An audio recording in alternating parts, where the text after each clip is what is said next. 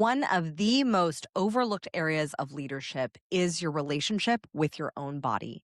For so many high performing leaders, especially as women, we have conversations that we've been taught not to have.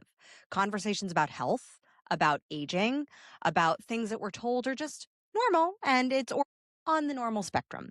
But what if normal doesn't mean that it has to be accepted? Just because it's normal doesn't mean it's right for you. If you have ever felt disconnected from your body while building a life and a business, been told that something is just a part of getting older, or sense that there are solutions out there, but no one is actually talking them, this conversation is going to feel both eye opening and empowering. The question that we're answering on this episode today is, what does it look like to reclaim authority over the most sacred bits of your body in a world that often minimizes, medicalizes, or ignores it? Because sovereignty isn't just about your mindset, it's about your body that is run by your subconscious mind. And when we begin to start taking ownership of our health, especially in areas that have been stigmatized or overlooked, you start to step into a deeper level of confidence, power, and leadership. Today's guest is a founder and an innovator who is changing the conversation around women's health. MaryEllen Reider is the founder of Yarlap, a company dedicated to helping women strengthen their pelvic floor and regain control, confidence, and quality of life without invasive procedures or shame. Through Yarlap, she is helping women address challenges that are incredibly common but rarely are talked about openly. We're having that conversation today. Her work sits at the intersection of health, technology, and empowerment, giving women practical tools to take back ownership of their bodies in a way that is both accessible and effective. Mary Ellen brings a grounded, solutions oriented approach to a topic that has historically been ignored or dismissed. She is not just offering a product, she is offering a shift in how women see themselves.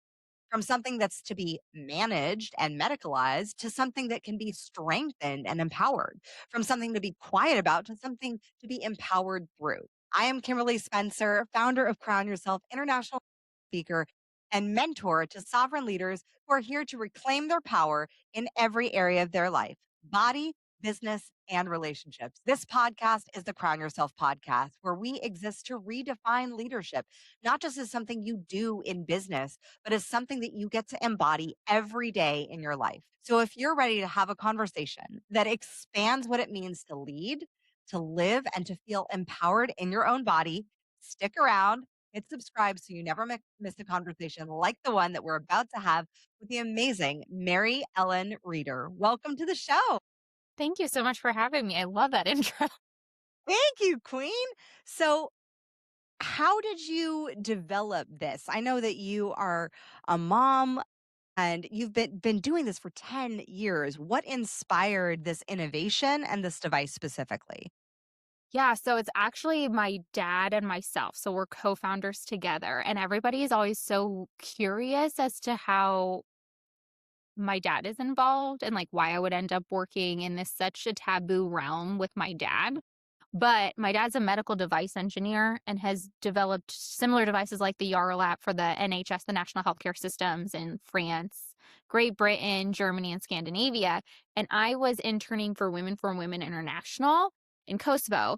And I saw firsthand like how when you do and you empower women, society completely changes, it blossoms. And so I wanted to do something. I knew I wanted a job where I could do that for women. I know that I wanted to do something women centric. I had no idea what it was. And my dad was like, well, I have this idea for your lap, but nobody wants to listen to a man because it's kind of weird. And maybe you should think about it. And it's women's empowerment, think about it. And I fell into the trap that I'm now trying to break, which is incontinence is only for old people. Being in diapers, I have absolutely no interest. It is what it is. And he told me, that is so false. Go do your research, come back and let me know. And I fell down the rabbit hole that is women's health of like, specifically the pelvic floor, but turns out in the United States, there's not a lot of studies on the pelvic floor. A lot of the studies that involve women and the pelvic floor are all in either Australia or England. There's very, very few that are here in the United States. And I thought that's so weird because the rate of urinary incontinence for women here in the United States is like 1 in 3. And AARP and the University of Michigan a few years ago did a study, and after the age of 50, it increases to like 50% of women. Mm-hmm. And I remember thinking before that, why are we not talking about something that is so huge? 1 in 3. If you're in a room full of people, you know at least 2 people that are peeing themselves when they laugh, sneeze, cough, or they have a sudden urge to go to the bathroom, or they're going constantly at night, something like that. You know what I mean? Mm-hmm. Why aren't we talking about it? And I remember sitting down with my friends and at a coffee shop and talking about Yarlap and how I had this opportunity. Should I take it? Is it weird? And one of my best friends said, well, I pee when I laugh. I had known this girl since we were 9, never knew. And I thought, if that's in my life and I can help her, why am I not doing that? So I remember going into my dad's office and going, let's do this. Let's work together. Let's not bring any shame. Let's talk to women because we already know something's going on. But let's be an outlet for these people so they can talk to us and we can listen and we can empathize with them. And not only that, but we can offer them an actual solution that gets rid of the problem. Let's do it. And my dad goes, well, I know that. He's like, I know that twinkle in your eye. All right, let's do it. And I mean, it wasn't like we woke up one day and created Yarlap. It was like thousands of pages of paperwork and in years of like clinical research because of FDA clearance. But that's kind of like the condensed short version of how I basically became the girl known to all of her friends and family as the girl that has a PowerPoint on her keychain of the pelvic floor and talks about it at baby showers, including my own. So here we are. Here we are. Here we are. I love the journey. First of all, I love the fact that you partnered with your dad and that you have that relationship to be able to do that. My dad was also an entrepreneur, and as a second generation entrepreneur, it's like there's something magical of the lessons that you learn of how you can serve and support at a whole new level. And the fact that you have a PowerPoint on your keychain is I know. amazing. It's been a whole thing. But my dad was always the one who, I know most girls go to their moms about their periods and stuff like that. That was never us. Body parts are body parts, and there's no shame. Like, it's all part of your health. So we were never taught like coochie or anything like that. That was Mhm. never, or your like no zone. It was always, this is your anatomical parts, Mhm. the vaginal area, your vagina. We knew everything. And it's very important that you know all of your anatomy in case you need to explain it to somebody or your healthcare professional or something like that, that you're not just giving a bland overall guide, you're giving very specifics. So when I got my first period, my dad had obviously no personal experience with any of the products. So he went to our local grocery store and bought 1 box of everything that they had available. And it was like multiple bags of stuff. And he brought it all back and he was like, I don't know what's going to work for you, but you're going to find something here probably.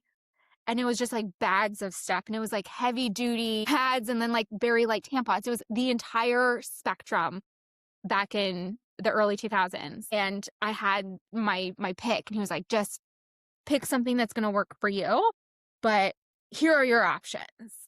And so that's kind of like, that's the dad that I grew up with. It was never anything to be ashamed about or embarrassed about. It's just part of what happens. It's normal. There's no stigma to it. There's no embarrassment. Like, let's figure it out. I think that that's such a valuable perspective for parents who are listening to this because shame loves secrets. And we too are a family that speaks anatomically correct, especially around not just for doctors and medical reasons, but also for like sexual health and having a history myself personally of abuse. And we want you to be aware of what body parts you have and what those body parts do. And it was my 4-year-old who educated a 9-year-old at his gymnastics class. If he goes, I have a penis and you have a vagina. He was that kid in kindergarten cop. Amazing. Amazing. I was staring at these moms and they're like, well, I guess we have to have that conversation. I was like, you haven't had that conversation? She's 9. I was surprised that this is not a conversation that we are having more often with our kids, of removing the stigma and the shame around body parts and just allowing it to, it's part of nature. In fact, I do think that on like a spiritual perspective, as a mother who has birthed 3 children, like my son asked me what a vagina was, and I said, "It's a spiritual portal into the ether that then creates life." You know, we birth life through it. And that perspective, he goes, "Oh, that's so cool that something can be created in total darkness in the womb." And there are so many awarenesses and respect, and I think a reverence that has to be had, especially around the female anatomy, as we are mothers birthing life into this world, something that is so special and unique to us.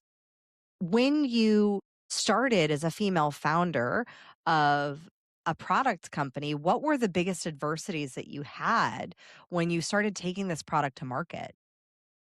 It still is the biggest, actually. So it's like hurdle day by day, basically, is algorithms. Because a lot of these algorithms are set up without asking women or taking into consideration women. They're just very blanketed algorithms. So we're in the pelvic floor spectrum, right? We're in that area. But they basically just anything below the belly button is just blanketed as sex. Well, there's so Mhm. much more that goes on besides that. And sex is also not just porn and it's not just penetration. There is so much more to sexual wealth and health than those two topics. And it all works into your quality of life and it all works in together. I mean, your pelvic floor is the foundation. It is literally the hammock that holds your bladder, your uterus, and your visceral organs into position. And that has absolutely nothing to do with the other aspect, which is the orgasm. It's totally separate. But if you're looking at the big picture, it's all connected. Your body is an all connecting, all intertwined thing. Not a Mhm. compartmentalized issue, and it should not be blanketed as such.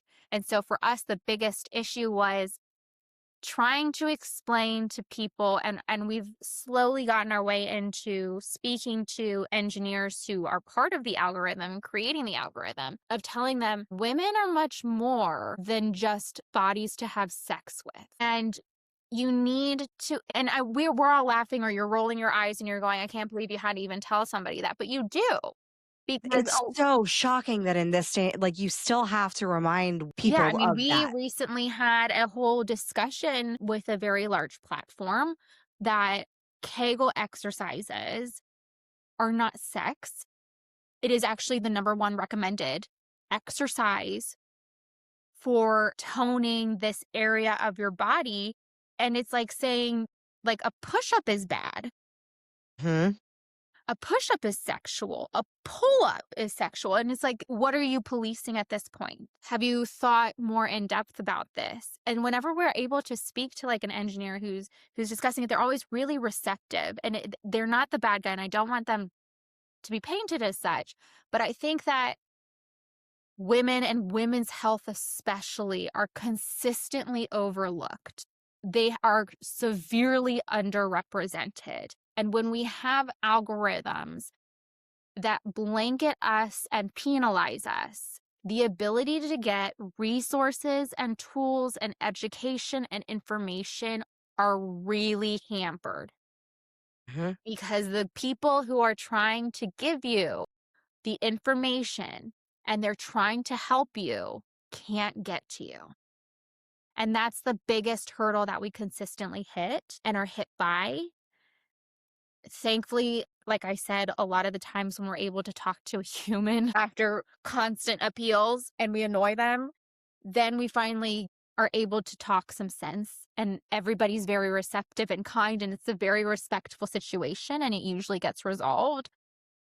But it shouldn't have happened. It shouldn't happen in the first place. Women's health and women should not be an afterthought, especially on something, and especially on platforms that are created to bring people together. And so that's the biggest thing. That's my the long-winded answer. But I think that the biggest hurdle is algorithms, and they're not going away. There's a lot more coming. And I just wish that, like, if somebody hears this, or they know somebody who creates algorithm, or they know somebody who creates coding, that, like, you really think about women and women's health. You don't need to think about a specific person maybe, but, like, we do deserve that thought, and we do deserve that respect, especially when it comes to our health. Like, men don't really need to have this issue. I know that I think it's like 8 years at this point, 6 years ago, Dame, which is a women's centric toy company. They're amazing. They had issues with the MTA in New York about advertising, but erectile dysfunction companies had absolutely no issues. What's the difference? And so it's just like we're already set up on an unlevel playing field. And it would be really great if the people who are behind the algorithms and behind all of this, who genuinely want to make safeguards, take into consideration that women's health is an all-encompassing thing. Mm-hmm. Yeah.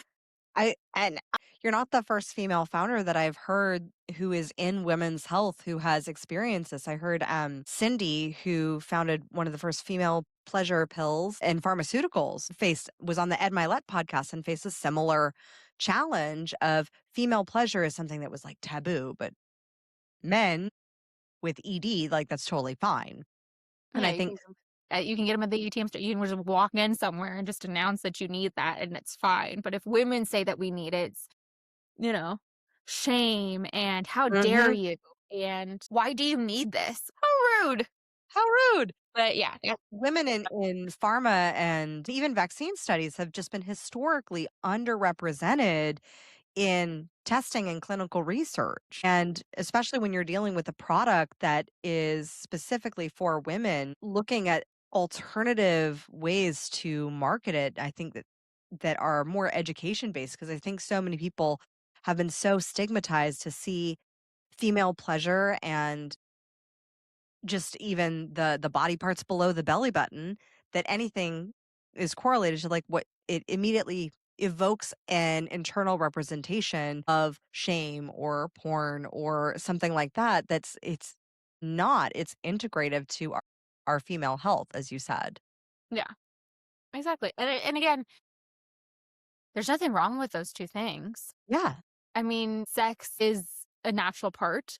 And again, there's nothing wrong with it. It's just like I think that how we do the safeguards need to be closer examined than just a Hmm. blanket statement. And we deserve that respect. We deserve that time, and we deserve that consideration instead of just being like, well, all of it. So, Yeah. yeah.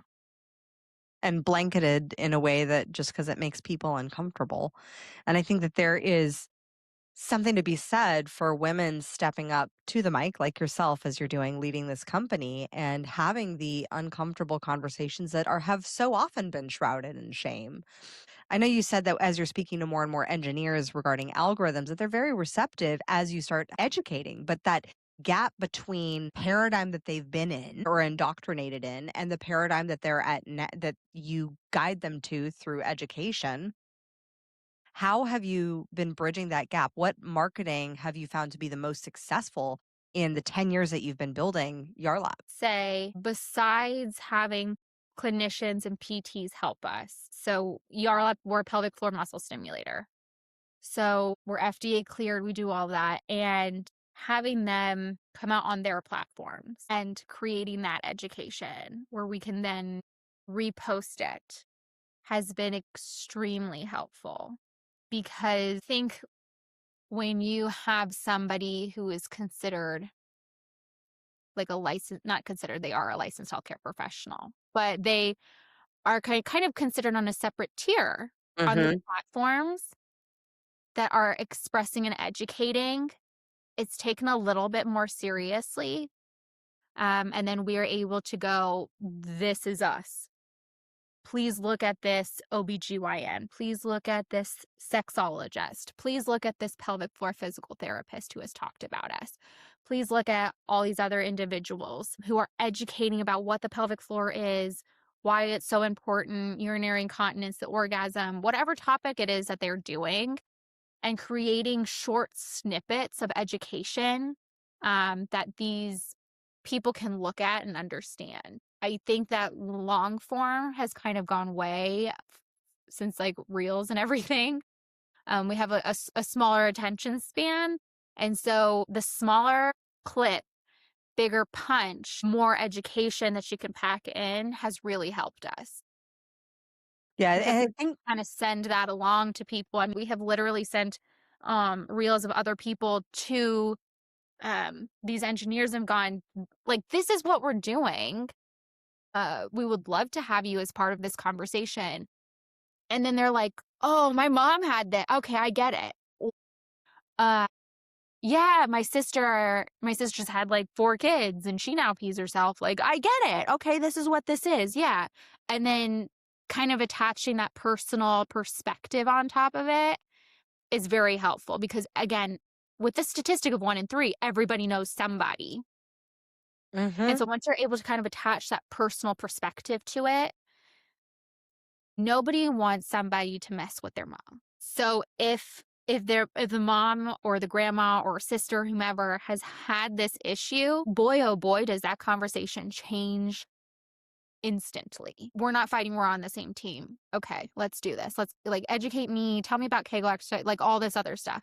I would say that that's kind of like the biggest thing is other people talking about and educating it, word of mouth, but also definitely the instant personal connection to it, especially when it comes to urinary incontinence, because it's a peeve and it is a pain in the rear. So I think a lot of the times when we get somebody who has a personal experience with it, that conversation changes very quickly. Yeah. Yeah, especially like I love the fact that you mentioned that like no one wants there to mess with somebody else's mom. Like Yeah. that's when, the fierce son warrior energy kind of comes out of like, don't mess with my mom. Yeah. And I love that you tap into that because I think when we start having that conversation, it really does open up doors and it also opens up people's hearts to stripping away the shame. If you were to change society with a magic wand, and what conversations would you want to see happening more regularly between women and between women and men? I would love it if we could talk about the pelvic floor in as like a whole without all the stigma and the emotion attached to it. I would love that because everybody has a pelvic floor. Everybody. It doesn't matter if you're a man or a woman. Everybody has a pelvic floor. But women, we go through so many different life changes. So we go through hormones, we go through like perimenopause and menopause. We go through pregnancy and postpartum. We go through labor. We are active runners. And I'm not saying men aren't, but like we have a lot of people who are like long distance runners, Mhm. I myself trampoline included. classes. If you're looking into those, not a lot of dudes are doing that, but we have a lot of people who are doing repetitive motion, and all of those create pressure onto your pelvic floor. And most of the time, most women don't even know what's happening to their pelvic floor until they start leaking. And by then, a few things happen where they're either like, I guess this is my burden to bear as a mom or as a woman. Mm. This is the next chapter. And I remember this is what actually stopped me and became Miss Keychain at a baby shower is my friend's grandma or aunt, can't remember who it was, told her, don't worry if you laugh, sneeze, cough. That's just because you have a big baby and it's just part of being a mom and it's okay. And I looked at her and I said, absolutely not. And I said, no, it's not. I said, just because something is common doesn't make it normal. And your pelvic floor just needs tone. And then the problem is fine. Like, then the problem has a solution. Yarlap is that solution. We're an FDA-cleared solution for this. It is not something that you have to deal with because you're a woman. That is another myth that we have been fed. And then I whipped out a 7-page PowerPoint that included the G spot and the O spot and all the spots. Just started at a baby Well shower. done. Anyway, it was fine. My friend thought it was hilarious, but there's so much stigma around it where we are so ashamed of anything happening to our vaginas. I mean, there's wipes for scents. There's deodorants for odors. There's all kinds of different things to help mask any embarrassment. I'm putting quotes around that. Mhm. But like we have so many things that are just fear and embarrassment centric around our body parts down there that I so wish if I could with a wand erase that, Mhm. because I think we would have such a better, quicker, solution oriented situation if we could just be open, honest, and direct with what's happening in our vulvovaginal areas.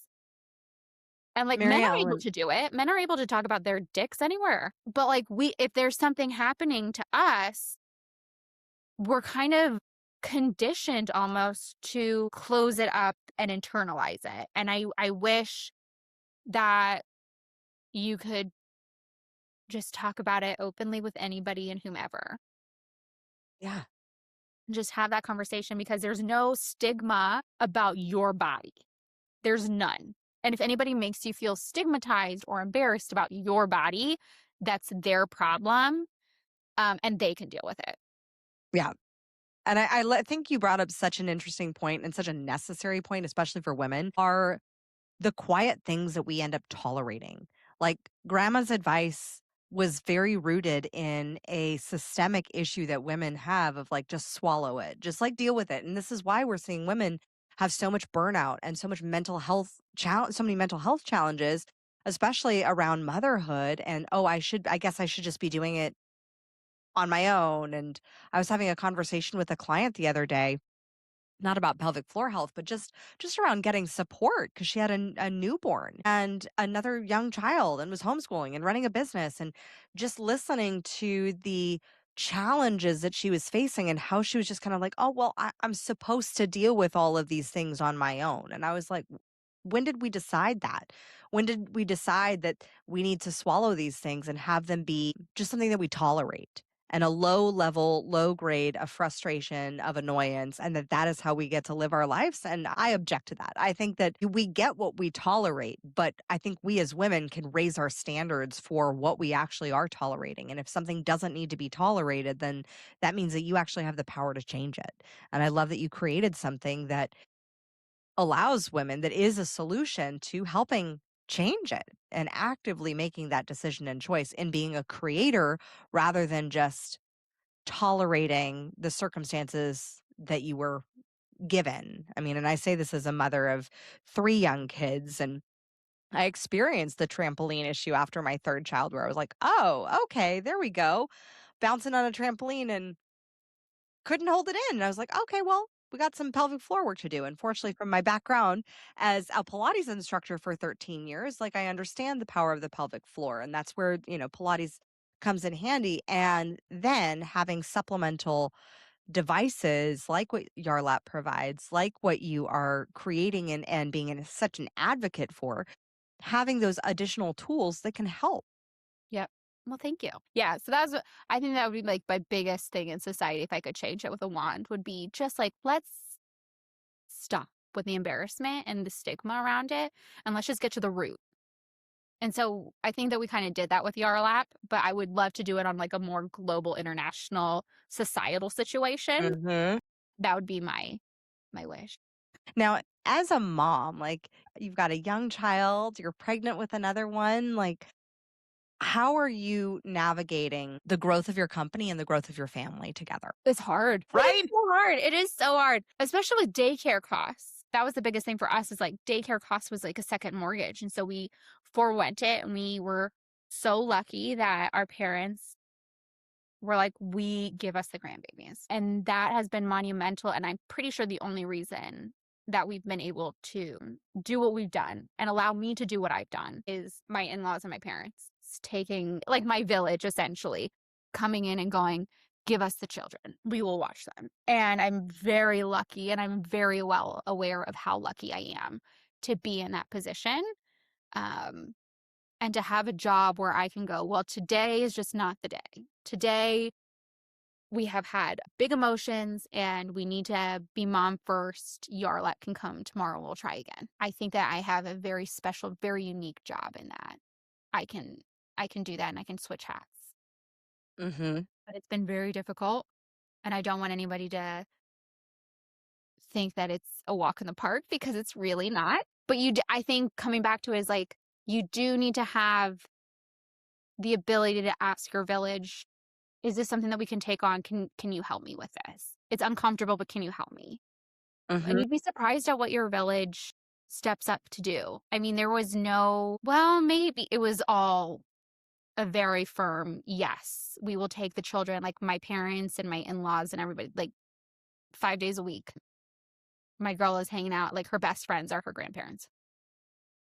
I So, love that. The same is true with our family as well, and I think, again, that goes back to something systemic that we've tolerated as women, as this belief system that we have to do it ourselves and that it's just us, or then we have that the only other solution is daycare. And there can be so many more solutions and options, especially if the grandparents are involved. My dad was not as much involved, and we were not as much involved when my dad was alive, but now my mom, she lives with us and she is our granny, and our kids love her, and we couldn't do what we're doing without her. And I think there's also so much knowledge that comes with that too, is the experience that they've had raising you, and then, supporting and raising your kids, and how it becomes this very integrative family unit rather than disassociated. And I know so many people live so far away from grandparents, and we did too for a while when we lived in Australia. And it definitely was harder to build a community around us when we had our second living in Australia abroad.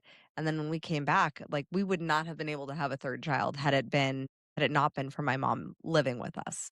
yeah, I mean, it's crazy what your village is capable of allowing you to do. And if you have a really good village, you'll have a really good outcome because you have people that you support and that you trust. And I mean, we are in the middle of like moving and selling our house and everything. And I have friends who are moms who are like, we will take her for the entire day and Mhm. she can run around with our children and they will wear each other out. And you're like, it's so nice, and I'm so lucky to have found that. And I know that it's not common, which sucks, which is it. And it's so shitty. I know I probably shouldn't cuss, but Oh, it's no, that's so fine. bad that like we've basically just grown into isolation. And I think that that has also been back again to the pelvic floor. Like you've become so independent and so isolated, conditioned to think, to internalize it, and to have that stress and those activities is not really the word, but having those actions placed upon you. And once they start stacking, they become heavy. And then you become resentful and you become angry. And if you're getting hit by all sides, right? Like you're getting hit with motherhood and childcare, and then all of a sudden your body's not even cooperating with you, and you're accidentally leaking when you laughed, like sneeze, cough, or you can't sleep through the night because you have to get up to urinate. Like, and all of a sudden your body's not even cooperating with you. Like that is so difficult. And there's nothing wrong with reaching out, whether that is to your doctor, whether that is to your parents or your group chat that has a really weird name that you want somebody to immediately edit if something were to ever happen to you. Like there's nothing wrong with reaching out. And I wish that we weren't so conditioned in that isolation. I think the common thread here is support. It's like supporting your pelvic floors, that it's the base of your body, in essence, the base that's holding in all your internal organs. And so often a mother is the one who's holding a lot together. Yep. And how can we get support on the macro level and have that also influence support on the internal micro level, and how it translates into how our body is interpreting it? And I've had family members who have struggled with incontinence who haven't even had children. And the challenges and the shame that goes around it, and the frustration and the anger and the resentment and all the negative emotions that stack up. And eventually we just start tolerating it. And if we as women can start stripping away what we tolerate and say, like, let's raise the standards for what we're actually tolerating. How have you raised your standards for what you tolerate in business as you've grown this company? That's a great question for my dad because he is my right hand. Like he is my best friend and everything. And so it's been very easy for me to go, I need help. This is not something I can do. I don't have the bandwidth for this. And bless him, he has every single time gone, well, okay, I will do it. And so I've been again, I think I'm very unique in that I am able to vocalize what I need or what I believe I need. And sometimes my village will correct me. Sometimes my dog will be like, you are spinning out over something that is absolutely not spin out worthy. Like, Gee, yeah. I have no idea what that is Yeah. like. And they're like, why are My you? husband, This is so that minute in the grand scheme of safety for things. me. Like, something different might be going on. But like, I think I'm so lucky to be with my dad where I have that comfort and that communication just built in. And to just go like, this person is for like customer service, for example, like if somebody is so rude, and I would like to mention when it comes to Yarlap, very rarely does that happen. I'm so thankful. Hey. Most of the women that contact Yarlap are like sweet little gems. Occasionally you'll get somebody who is just irate, and it's very, very rarely over anything that we've done. It's usually like Mhm. a lost package, or which I have no control over. If I Yeah. could, I would. But or something else like in their day has gone awry, or their week has just been absolute crap, and I just happen to pick up the phone. But like if I have a really bad call and it just ruins my day, I will go to my dad and go like, I don't have the bandwidth to take another one of those. Would you mind taking over, or can we just like call it a day for a second? And I think that my tolerance for realizing that like I don't need to take on everything. We have people that are hired to do stuff. I have a village that is happy to step in if I need more care. It's just, I feel extremely lucky that I'm able to communicate what I believe that I need. But I also think that that's how Yarlap started, is that I've never really shied away from awkward, hard topics. But that's basically it, is basically calling my dad and going, Dad, I can't do and him going, okay, how do I help? But he's a wonderful partner. Yeah. I think it's great to have that partnership in any sort of business. And whether it's, your dad or your integrator or your COO or your VA, having some sort of ability to have. So often we as women, and especially as female founders, we go at it alone, and it can be so challenging to feel like everything's on you versus really leaning into the village. And I see that and hear that through everything that you've shared about your journey as a female founder, and as being able to build a life integrated with building this business and supporting so many women and being able to serve and leaning into having those hard conversations. And I think one of the things I would love for more women to take away from this podcast is ask for the support. Like, if something is not working in your body, then we don't have to just tolerate that. We can actually find a solution. Like, just have a solution list. I don't like a to-do list, but I'm like, this is the solution list. We're going to find a list. Here's another problem, and this is the list of things that we're currently finding solutions for. And go out there and build that solution list. If it's something that's going on with your body, find a solution for it.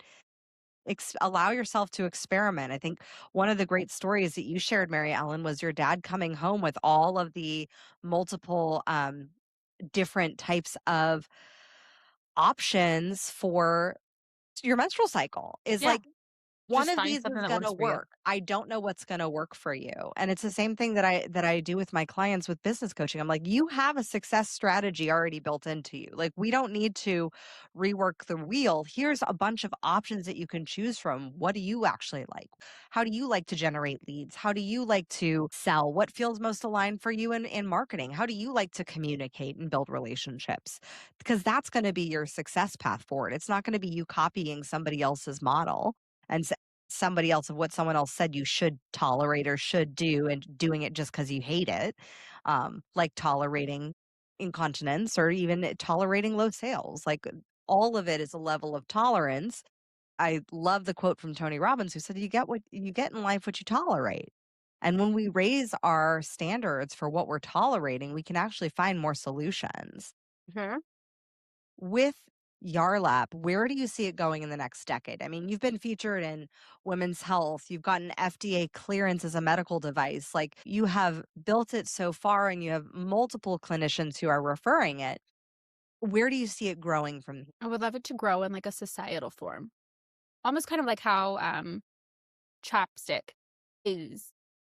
You know how the chapstick is a brand name? Yeah. It's not lip balm, but everybody calls it chapstick. I would love for Yarlap to be like when you think of a weak pelvic floor, urinary incontinence, sexual health, anything like that, and you want that improvement, I would love for us to be that forefront name, almost like that we are synonymous with it. I would love that. I would really love for us to become part of that vocal conversation, and that when somebody goes urinary incontinence, been told to do Kegels, somebody immediately goes Yarla without having to like, you know what I mean? Like without embarrassment or hopelessness. I Mhm. would love to be kind of like the societal pelvic floor version of that, of chest. I would love that. We work, we're really proud of our results. We have clinicians again who tell their patients to use us in between appointments because it works. And you don't want to take one step forward at the appointment, two steps backwards, and then you're at the same place at the next appointment.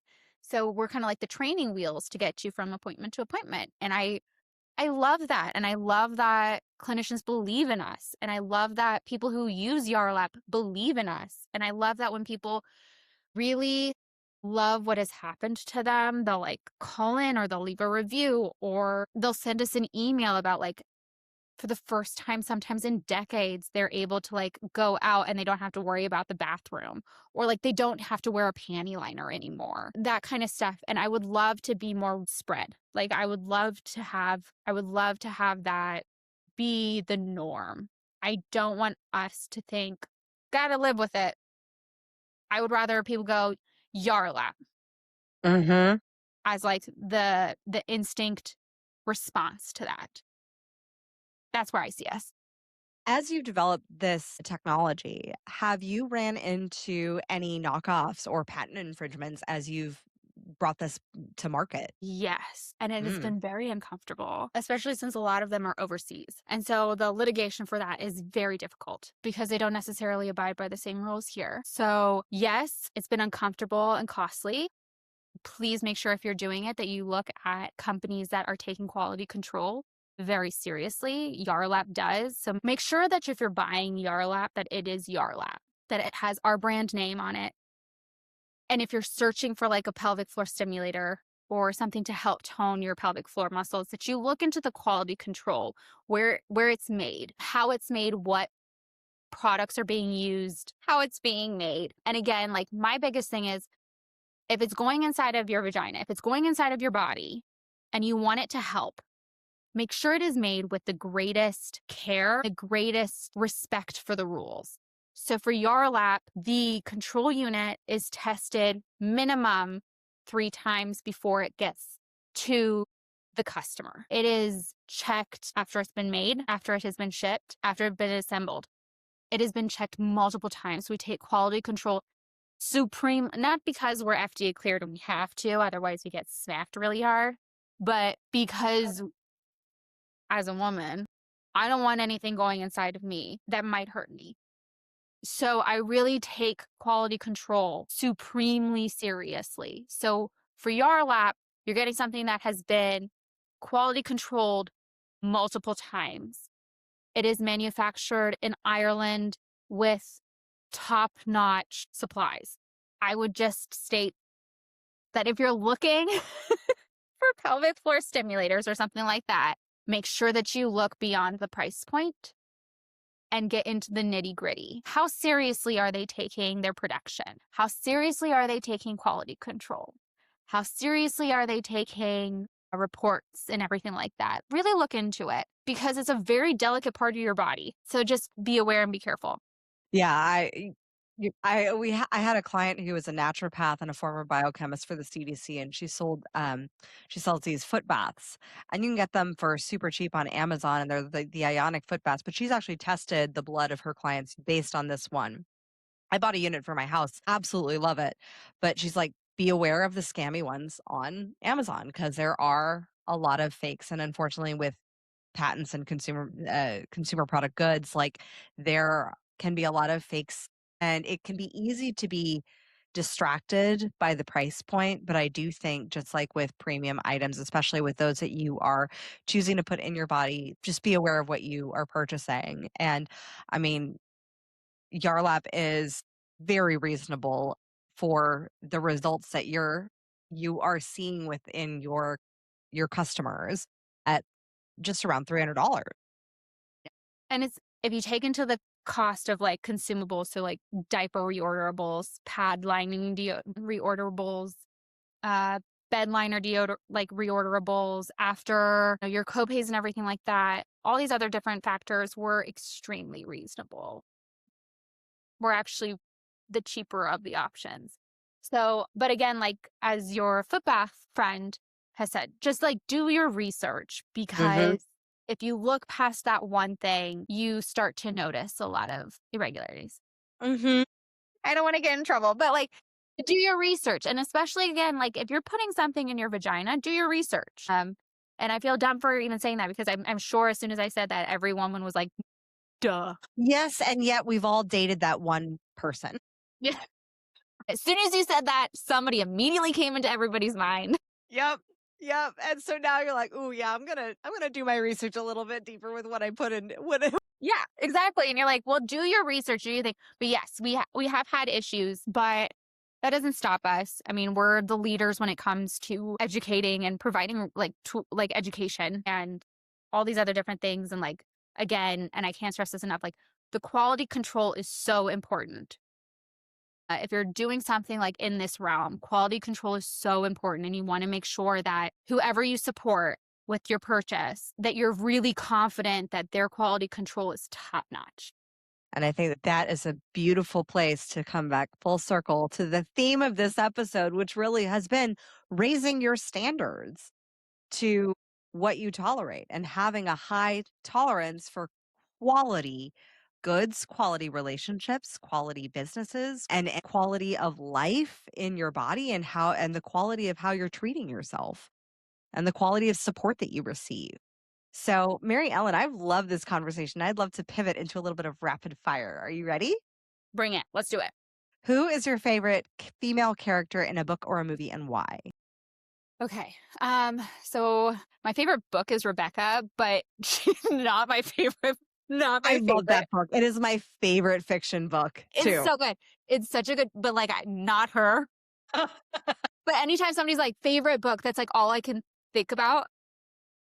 It is so hauntingly good. And she's a terrible character. I would say season 2 to 4 or 5 of Leslie Knope from Parks and Rec. Love.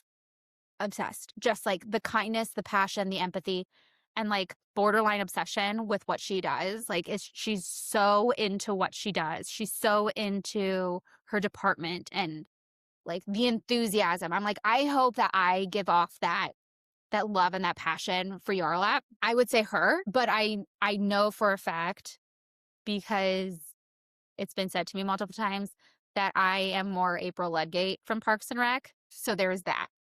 But I would say for myself, how I see myself is Leslie Knope, but seasons like 2 through 5, where she's like super into the parks department and knows everything and everybody, and is like the backbone and like the mother of everything.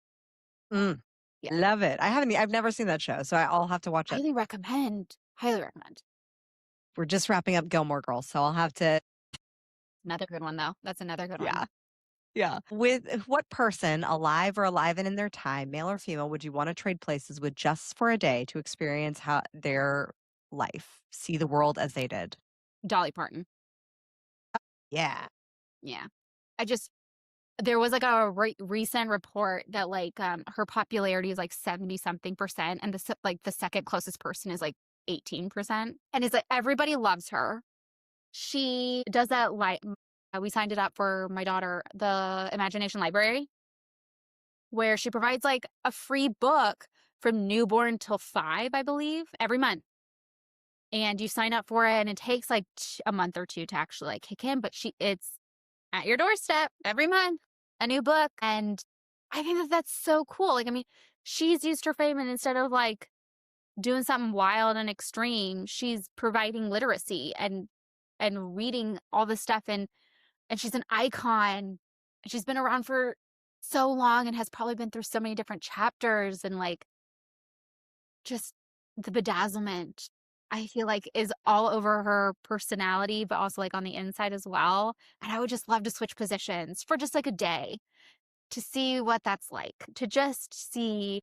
I would just love that. I think her, definitely. I love that. As a founder, what is your money routine? How do My you look money at routine?